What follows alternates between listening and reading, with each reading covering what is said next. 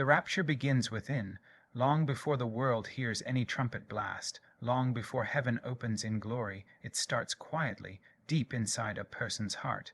We tend to think of spiritual transformation as something external, something grand that will happen one day in the sky. But the truth is that the preparation begins now in the unseen places of your soul. It begins with a decision that no one else may notice, the decision to let God's presence burn in you like a flame. That flame does not shout, it does not demand attention, yet it carries the power to shape your entire life. When people wait for signs and wonders, they sometimes overlook the fact that God is already stirring in them. The spark is already there, waiting to be nurtured. Think about how desire works in relationships. It rarely begins with fireworks, it begins with subtle energy, a pull you can feel even if no one else can see it. In the same way, the rapture of the heart begins with a quiet but undeniable pull toward God. It is that longing that tells you there is more, that whispers to your spirit when you are still, that calls you out of the noise and into the presence of something greater. This flame is fragile at first, just like desire when it is new. If you ignore it, it fades. If you feed it, it grows stronger. God plants that flame inside you as a sign that He is near, but He doesn't force it to grow. That part is up to you. Every choice you make either nurtures the fire or smothers it. Every thought you entertain, every habit you maintain, either gives oxygen to your soul or chokes it out. Just as intimacy between two people deepens when they choose to lean into each other, intimacy with God deepens when you lean into His flame and let it expand. The rapture within is not about fear of judgment or anxiety about the end. It is about awakening to the reality of God's presence here and now. When you feel that flame, it doesn't push you into panic, it draws you into love. You start to realize that God's presence is not far away, not waiting until the sky splits open, but alive in every breath you take. That realization changes the way you walk through the world. It changes the way you speak, the way you treat others, the way you see yourself. The fire inside redefines everything on the outside.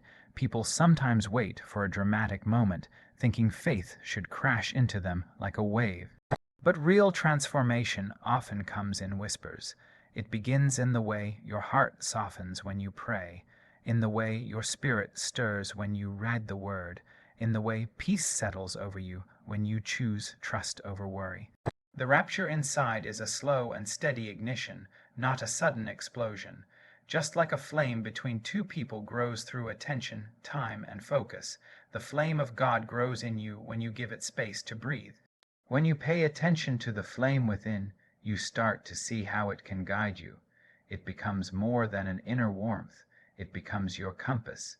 You start to sense when to move, when to pause, when to release something that is weighing you down. It is no different than the way you might sense the energy of someone you love in a room, even without words. The flame of God carries that same quiet but powerful guidance. It teaches you to walk with confidence because you know that light is alive within you. The beginning of the rapture is not loud. It doesn't announce itself to the world, but it transforms you from within. And while no one else may see the shift at first, they will feel it. They will notice the calm in your eyes, the strength in your presence, the peace in your voice. They will see a light that does not flicker when storms come, because it is anchored in something eternal. That is the flame that begins the rapture. It is not about waiting for heaven to touch earth. It is about letting heaven already live inside of you. Matthew 6:33 says, "Seek first the kingdom of God and His righteousness, and all these things will be added to you." At first glance, it looks like a simple instruction, but it holds a profound truth about how life actually works. Most of us spend our days chasing after things, hoping that once we achieve them, peace and fulfillment will follow. We run after relationships, money, success, or validation, only to find that the more we grasp, the more restless we become. What Jesus said flips that script completely. He tells us that when God becomes the first pursuit, all the things we long for naturally fall into place. It's not about neglecting your needs, it's about trusting the order that God set. Putting God first is like setting the foundation for intimacy in any relationship. Without trust, without a clear order of priorities, nothing lasts. You might have passion, excitement, and even moments of closeness, but if trust is missing, the relationship collapses under pressure.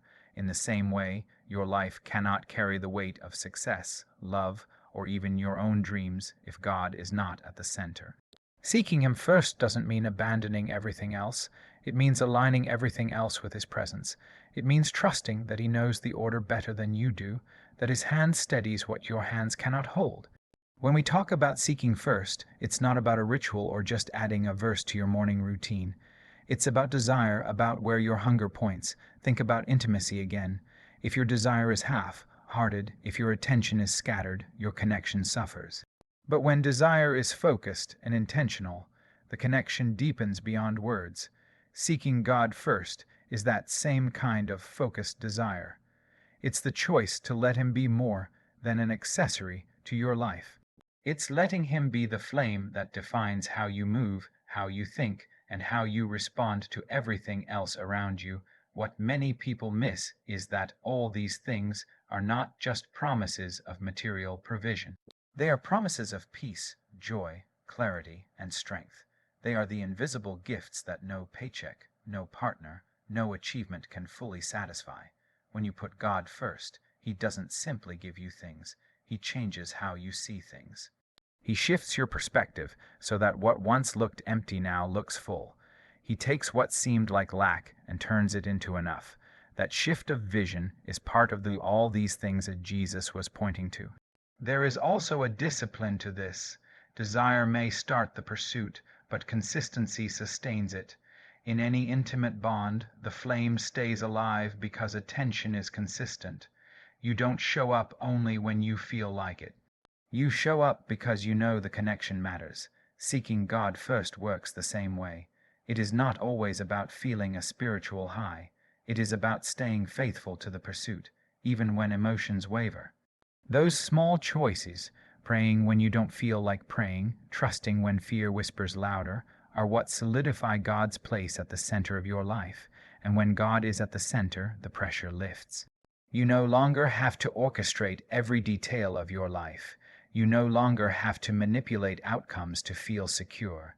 Just as intimacy grows deeper when both people can relax into trust, life grows richer when you can rest in God's order. That rest does not make you passive. It makes you more alive, more open, more free to give and receive without fear of losing. Seeking first gives you the safety to let go of control and discover a better rhythm. It's also worth noticing that the word seek is active. It implies effort, pursuit, and movement. Seeking God first isn't about sitting back and waiting for everything to fall into your lap. It's about choosing again and again to turn your eyes toward Him when distractions call your name. It's about saying no to what weakens you, even when it's tempting, and saying yes to the flame that keeps you alive. It's a continual hunger, like the desire that pulls you closer in intimacy. It doesn't fade when it's real, it deepens with time. This principle is not about denial, it's about alignment. When God is first, everything else begins to make sense. Your relationships no longer feel like battles for attention. Your dreams no longer feel like a desperate climb. And your daily life no longer feels like a restless chase. Everything finds its rightful place when the kingdom is your first pursuit. That's the mystery and the beauty of Matthew 6:33, the promise that what you seek first sets the tone for everything else that follows. Faith starts small, like a spark. It doesn't arrive as a raging fire that consumes everything overnight. It begins as a quiet flicker inside, so delicate that you could almost miss it if you're not paying attention. That spark might come in a moment of prayer, a whisper of peace in the middle of fear, or the sudden sense that God is near when you least expect it.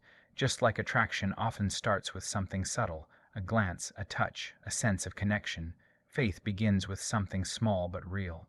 It may not look like much, but it carries the potential to grow into something unstoppable if it is nurtured. That spark is fragile in its early form, and like any flame, it needs oxygen to survive. If you suffocate it with doubt, neglect, or distraction, it flickers out. But if you give it your attention, it grows brighter. Faith thrives on focus. When you choose to feed your spirit with prayer, with truth, with stillness before God, you are fanning the flame. It is not about creating fire out of nothing. It is about taking the spark He has already given you and allowing it to breathe. Every small act of trust, every moment of surrender, is like leaning in closer, adding warmth to what could otherwise fade away. People often expect faith to arrive fully formed, like a finished product. They want certainty, clarity, and boldness from the very beginning, but intimacy doesn't unfold that way, and neither does faith. Desire grows with time, attention, and intention. The same is true spiritually. You may begin with hesitation, unsure of yourself, wondering if you even believe enough. But the truth is, God isn't asking for a forest fire on day one. He's asking for the courage to protect the spark He placed inside you. He knows that spark, though small, has the power to ignite your entire life if you simply refuse to let it die. Faith also requires patience, because sparks don't become flames instantly. It takes time for the fire to build, and it often grows in seasons where nothing looks like it's happening. This can be frustrating, especially when you crave intensity, but think about how desire deepens. It doesn't always need to be loud or dramatic. Sometimes it's the slow build, the quiet growth, that makes it even more powerful. Faith works the same way. The fire becomes steady and unshakable not by rushing, but by tending to it day after day, even when the results aren't visible yet. The spark of faith is also tested by the winds of life. Disappointments, failures, and betrayals try to blow it out. In those moments, the temptation is to think the flame is gone. But the truth is, if you look closely, the ember is often still glowing beneath the ashes. All it needs is a little breath, a little attention to flare back up again. This is why it is so important to return to God even when you feel weak. The smallest step back toward Him can reignite what you thought was lost. The flame is never too far gone if you're willing to fan it back to life. What makes faith beautiful is that it multiplies through small actions. A spark of prayer leads to peace, and that peace strengthens you to trust a little more. That trust leads to courage, and that courage gives you the strength to love. Each small act builds on the other until what once was fragile becomes a steady fire. Just as intimacy grows stronger through repeated moments of closeness, faith grows through the consistency of choosing God over and over. The fire doesn't need to roar to be real, it just needs to stay alive. There is also a mystery in how sparks turn into flames. You don't always see the exact moment the shift happens. One day you realize that what used to scare you doesn't anymore, that what used to weigh you down has lost its grip. You realize the fire has grown stronger inside you, and it happened because you stayed with the spark when it seemed small. That is the quiet miracle of faith. It grows in ways you can't always explain, but you can feel its warmth in every part of your life. When you recognize that faith begins as a spark, you stop underestimating the small beginnings, you stop dismissing the quiet prayers, the simple choices, the subtle nudges of the Spirit. You start to see them as sacred, as necessary, as the very foundation of the flame you're longing for. And just like desire that starts with one look can change the course of your relationship, the spark of faith can change the course of your entire destiny if you dare to keep it alive. God must be first, not an afterthought. This is where so many people stumble without realizing it. They love Him, they pray when they need Him, they speak of Him in passing, but in the rhythm of their lives, He comes second, third, or even last. It's like being with someone who says all the right words but never makes you a priority. You can feel the difference between being wanted and being truly chosen. In the same way, God doesn't want to be placed behind our ambitions, fears, or relationships. He doesn't want to compete for space in a heart that is already crowded with everything else. He calls us to put Him first because He knows only then can everything else fall into its rightful order. When God becomes an afterthought, the flame weakens. You might still pray, still read, still go through the motions, but the intimacy is thin, like a connection that is more ritual than real. It's no different than intimacy in human relationships when presence is there, but attention is not. The body may show up, but the heart is elsewhere. That kind of faith leaves you restless because you know something is missing. Putting God first is what restores that closeness. It takes him from the background of your life and places him at the center, where his love and direction can flow freely into every area. Think about the way you structure your day. Most of us reach for our phones before we even breathe a prayer. We worry before we surrender.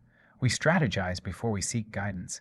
These small habits reveal where our trust is truly placed. If God is not first, something else always takes his place, whether it's fear, ambition, or distraction. And whatever you put first becomes the master of your heart. That's why Jesus said, "You cannot serve two masters." It's not just about money. It's about anything that quietly takes the place that belongs to him alone. When God is not first, we carry the weight of life in ways we were never meant to. We scramble, we chase, we stress, thinking we have to control outcomes with our own strength. But when God is first, there is alignment. It doesn't mean life suddenly becomes easy, but it means life finds its balance. It's like being in a relationship where both people know their roles, their commitments, their order of priority. Peace flows when love has order. In the same way, your soul finds peace when your Creator is at the top of your list, not hidden somewhere below it. There's also a raw honesty to putting God first. It demands that you expose your true loyalties, that you ask yourself hard questions about what really rules your life. Do you trust him more than your job? Do you love him more than the approval of people? Do you desire him more than your own comfort? These are not questions meant to shame you, but to awaken you. Because just as intimacy is only real when you bring your full self to it, faith is only real when God has your full heart. Anything less is partial love, and partial love cannot sustain the flame. When you put God second, even unintentionally, you begin to feel the effects. Your joy feels thinner, your peace feels unstable, your courage feels uncertain. It's like being in a relationship where you are half loved. You sense the emptiness no matter how much you try to cover it.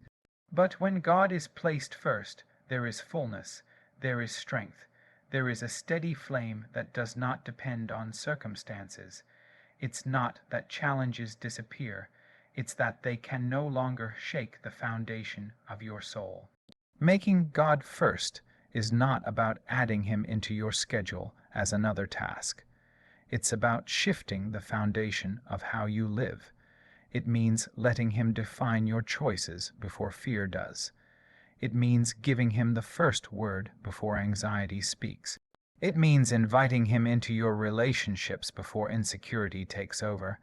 This isn't about controlling every detail with religious rigidity.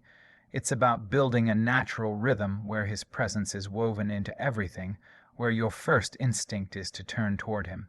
That instinct is what keeps the flame alive. God doesn't want leftovers. He doesn't want to be loved with the part of you that remains after everything else has drained your energy and attention.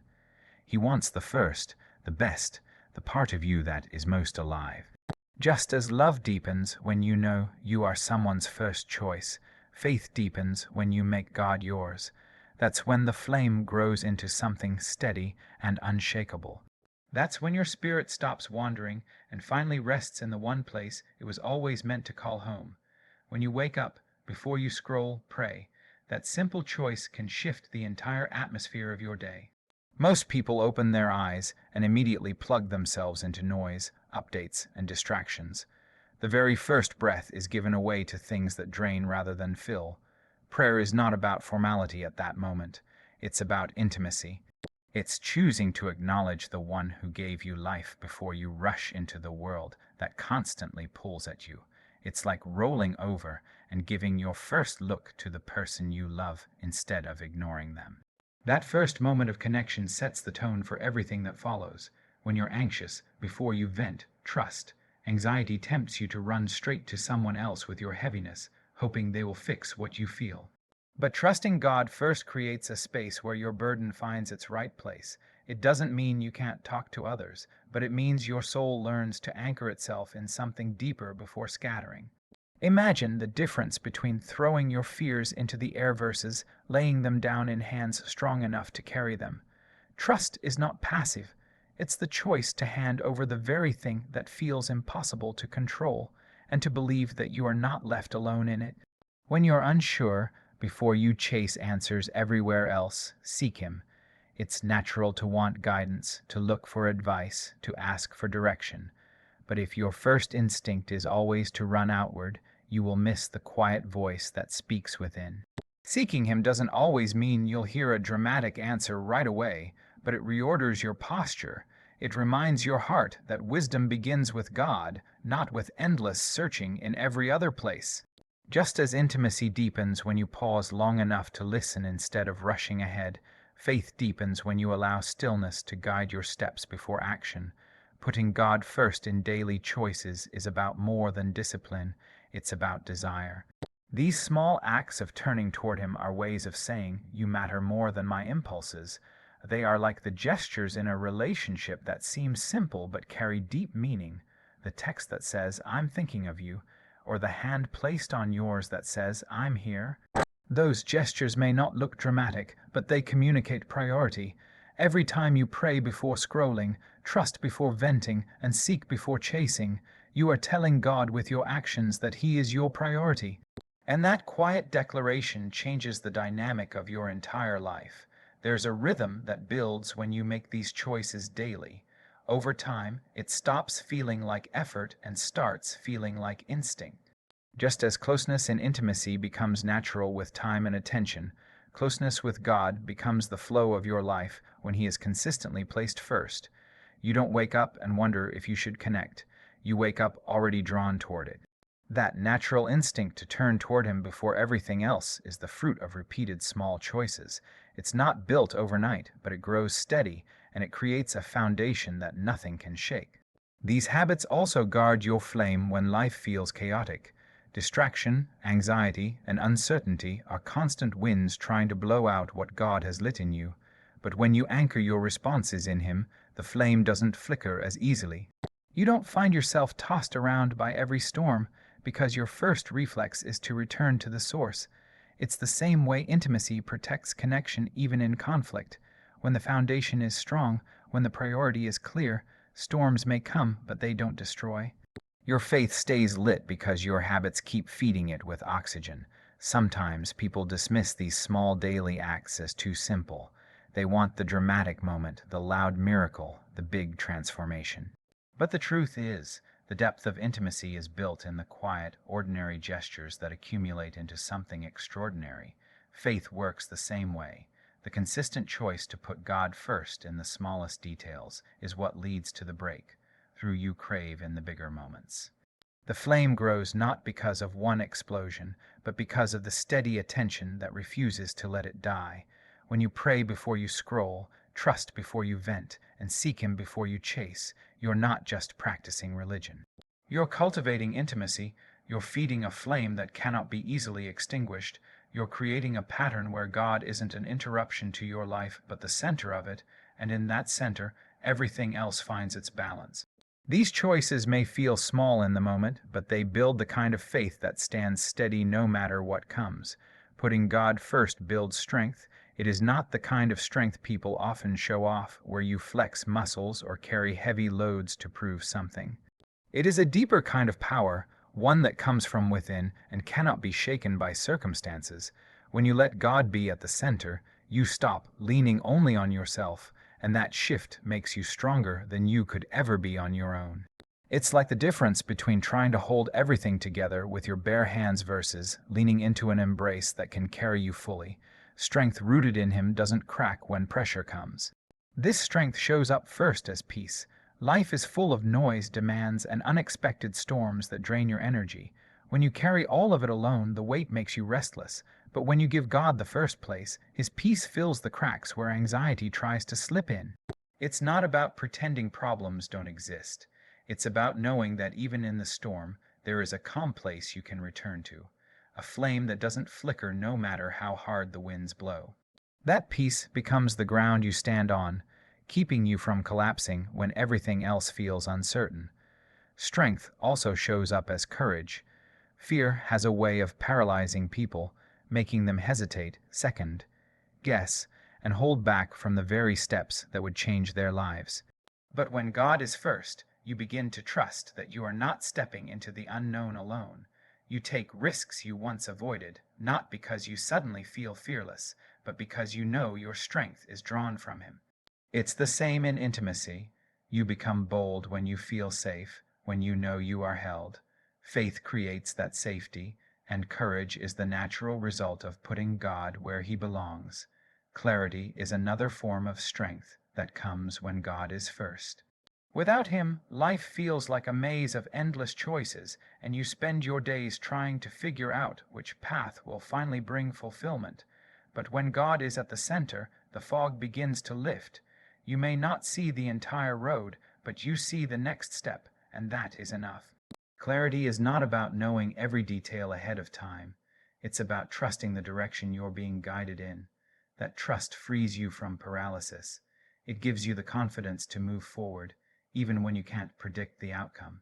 There is also strength in resilience. Life will test you, and sometimes it will break what you thought could never be touched. When you rely only on yourself, those moments leave you shattered, but when God is first, the breaking doesn't destroy you. Instead, it refines you. You bend, but you don't snap. You fall, but you rise again. The flame inside you, anchored in him, refuses to die. Just as love can make a person endure through struggles in ways they never thought possible, faith in God makes you resilient in the face of trials that would crush you otherwise. This strength is not loud or showy. It doesn't always look like victory to others. Sometimes it looks like choosing patience when you could rush, forgiveness when you could harden, or hope when you could give up. It's the strength to stay soft in a world that rewards hardness.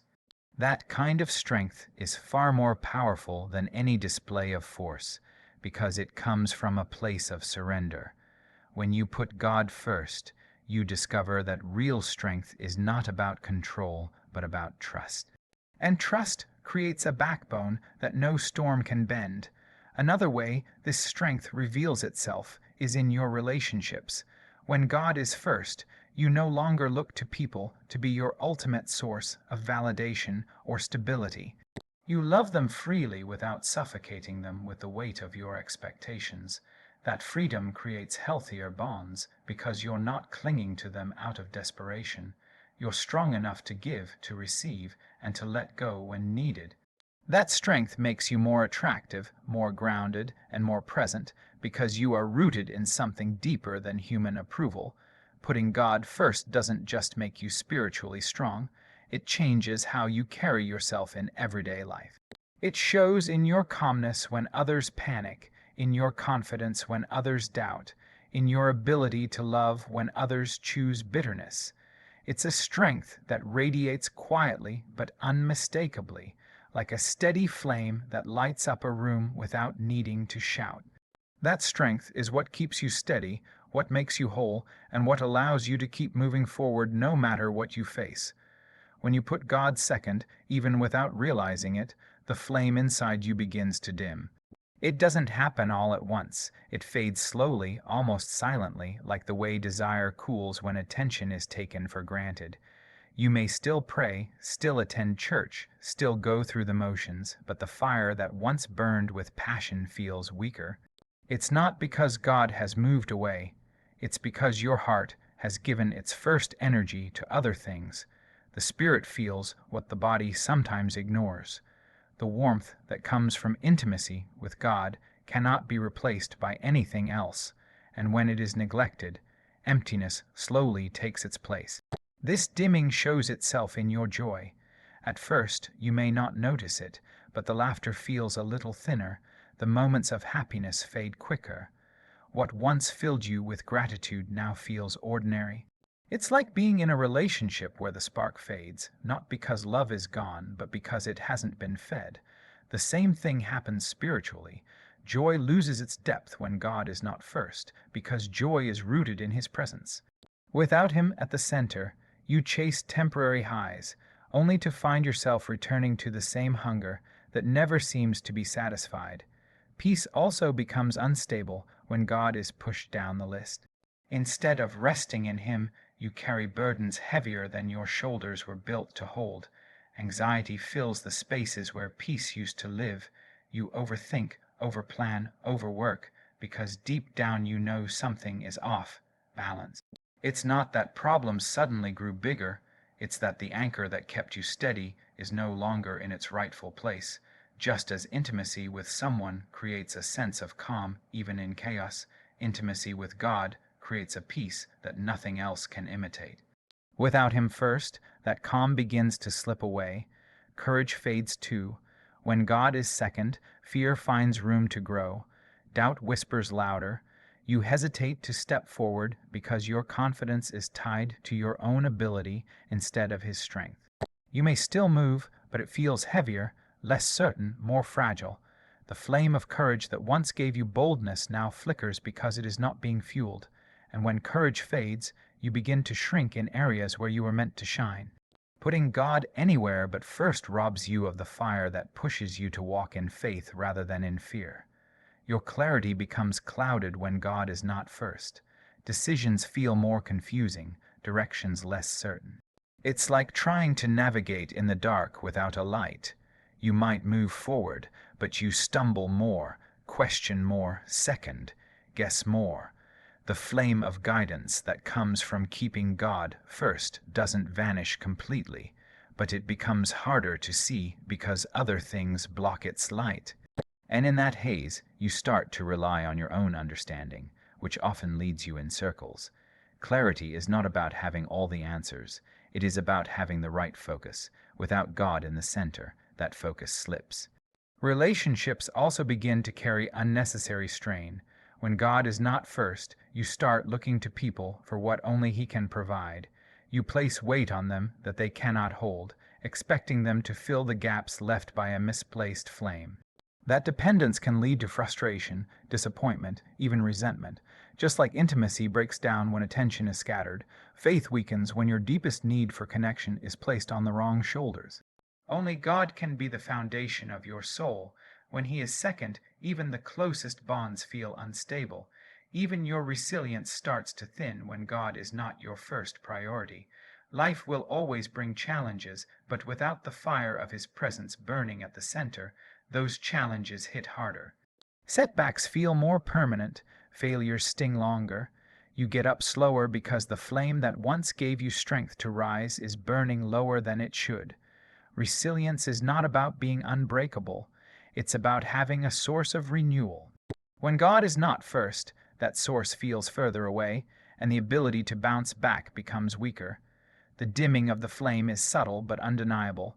At first, it feels like little things, shorter patience, heavier stress, a quiet restlessness you can't quite name. Over time, it grows into a deep sense of being unfulfilled, no matter what you achieve or who you have around you. It's the soul's way of telling you that something is out of order. The flame is meant to burn steadily, to give warmth and light that doesn't depend on circumstances. But when God is not first, that flame can only flicker, leaving you in shadows where you were meant to shine. Preparation is not something that happens in the moment when everything unfolds. It begins long before the trumpet ever sounds.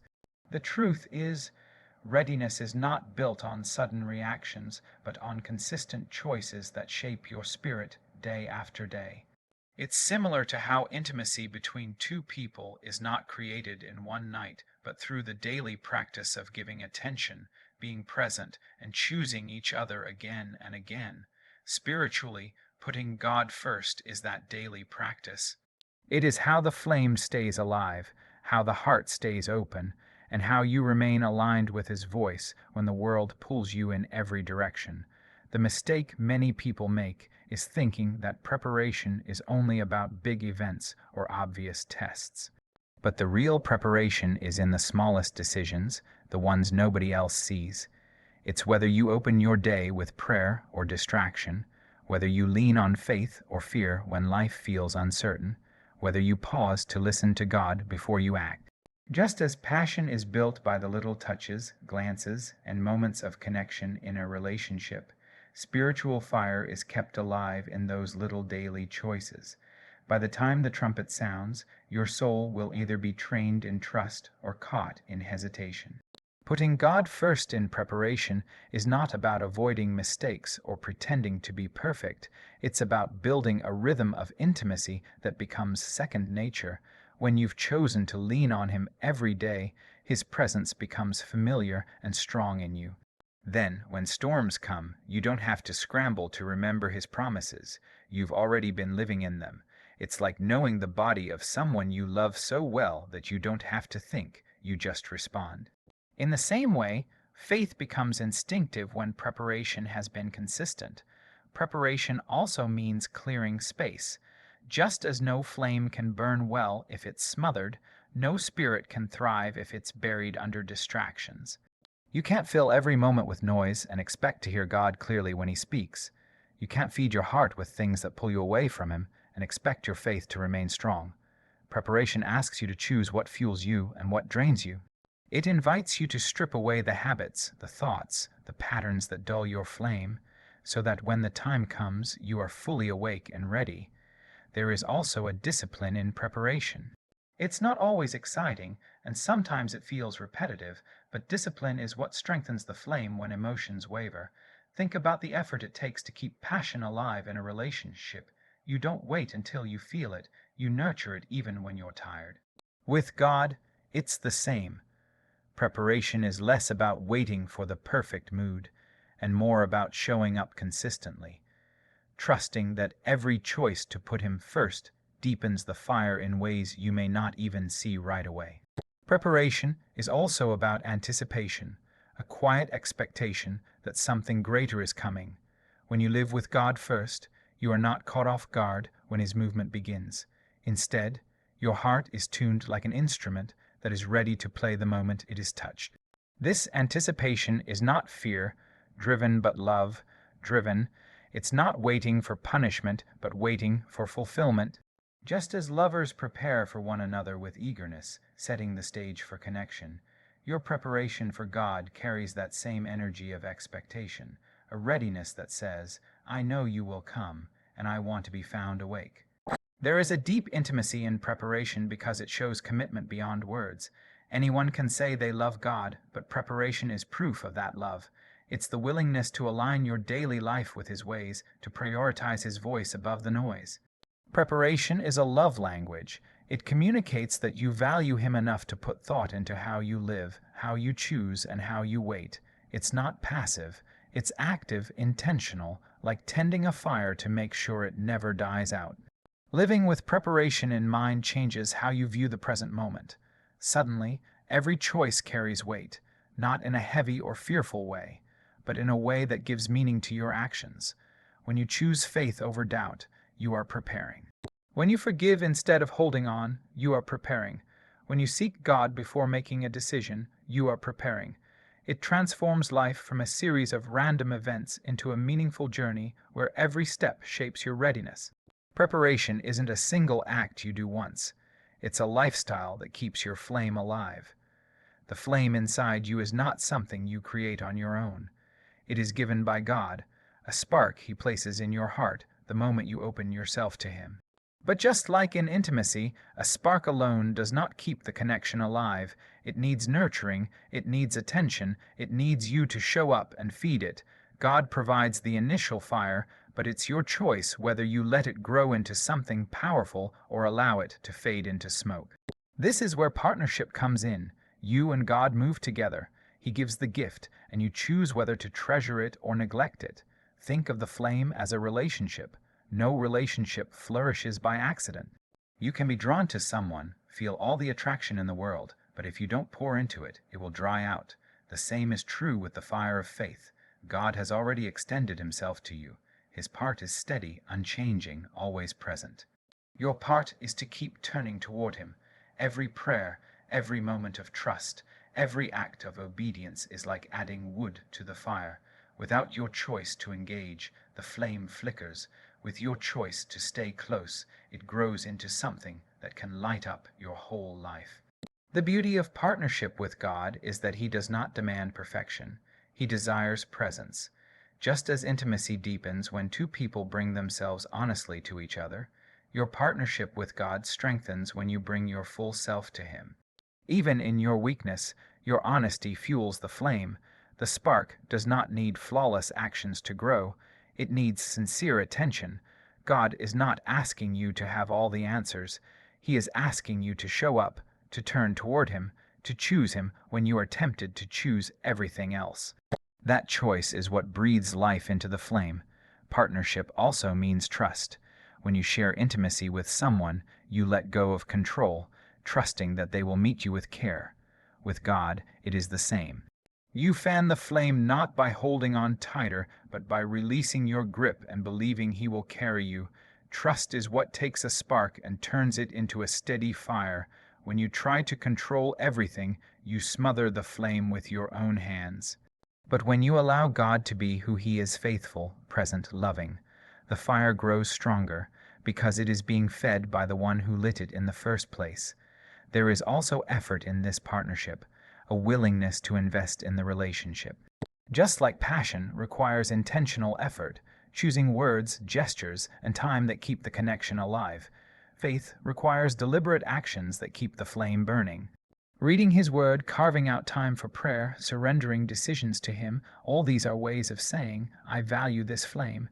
Without effort, sparks die quickly. With effort, they grow into a fire that can withstand storms.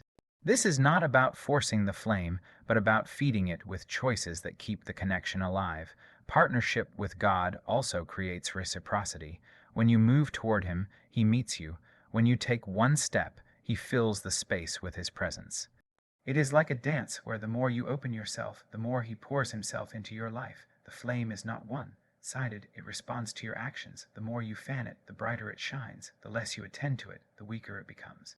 This partnership is dynamic, living, and responsive. God is always ready, but the intensity of the flame depends on how willing you are to tend to it. This partnership teaches you responsibility. You cannot blame the world, other people, or circumstances for the condition of your flame. God has already done His part by placing the spark within you. The question is whether you are willing to engage with it. Just as in a relationship, neglect leads to distance and attention leads to closeness. If the flame feels weak, it is not because God has withdrawn, but because you have stepped away from the fire. Taking responsibility means recognizing your role in the partnership and choosing to re-engage. Flame of faith is not fragile when nurtured, but it is sensitive to neglect. That is why the partnership matters so deeply. God gave you the gift of His Spirit, but you must decide how much space it gets in your life. Every moment of attention adds heat. Every act of trust adds fuel. Every surrender makes the fire brighter. The flame is not meant to be left unattended. It is meant to be cared for, protected, and cherished as the most intimate bond of your soul. It thrives not on passivity but on partnership, a daily choice to keep walking with God. The urgency to act is not about fear, it is about desire. When something matters deeply to you, you don't wait until tomorrow to tend to it. You reach for it today because delay feels like distance. The same is true with your flame of faith. God has already given you the spark, but the choice to ignite it belongs to you. Each moment you postpone is a moment the fire risks growing colder. Just as intimacy loses its heat when attention is withheld, your spiritual flame weakens when you keep waiting for a better time, to put God first. The best time is always now, because tomorrow is never promised. Taking action is not about grand gestures, but about simple, deliberate steps that shift your heart back to where it belongs. The flame doesn't come alive through sudden explosions of effort, but through steady choices made day after day. It can be as small as choosing prayer before your phone in the morning, as simple as pausing to thank God in the middle of stress, as honest as admitting your weakness instead of pretending to be strong. These little acts are like touches in a relationship. They may not seem big in the moment, but they keep the connection alive and deepen the fire over time. The urgency also comes from understanding how fragile distraction can make the spirit. If you wait until you feel ready, you may find that readiness never comes. Distractions multiply, responsibilities pile up, emotions shift, and the flame gets buried under noise. Acting now means refusing to let the flame be smothered by the world's weight. It is not about waiting for perfect conditions, but choosing God in the middle of imperfect ones. That choice in itself strengthens the fire. Just like passion often grows stronger when effort is made in the midst of fatigue, faith grows stronger when it is chosen even when it feels difficult. Starting today also gives you freedom from regret.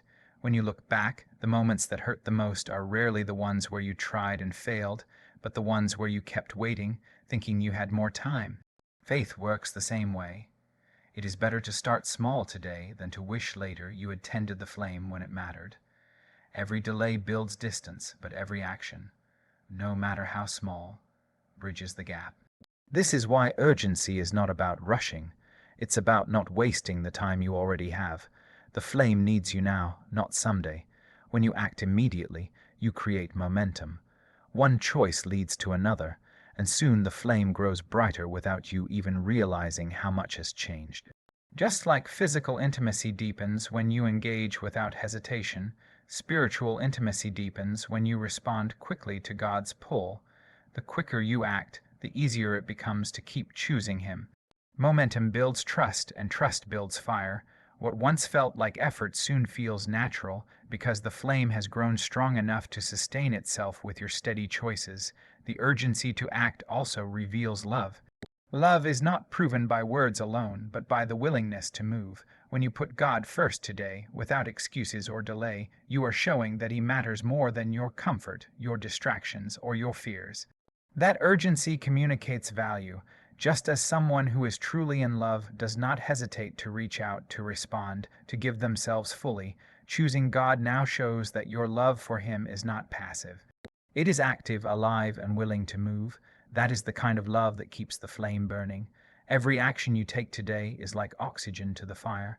Even the smallest step adds life to the flame. Waiting only withholds that oxygen, and over time the fire dims. Acting now, in whatever way you can, prevents that dimming.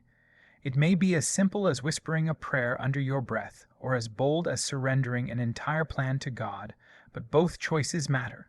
They are signs of urgency, signs of intimacy, signs that you will not let the flame go unattended. The flame does not demand perfection. It demands presence, and presence cannot wait until tomorrow. The call to act today is not meant to overwhelm you, but to remind you that the flame is ready whenever you are. God has already provided the spark. The urgency comes from the fact that the flame responds to attention in real time. It grows when you choose Him now, in this moment, with whatever you have to give. Waiting may feel easier, but it only creates more distance. Acting now, even imperfectly, is what keeps the flame alive, what deepens the fire, and what proves that God truly comes first in your life.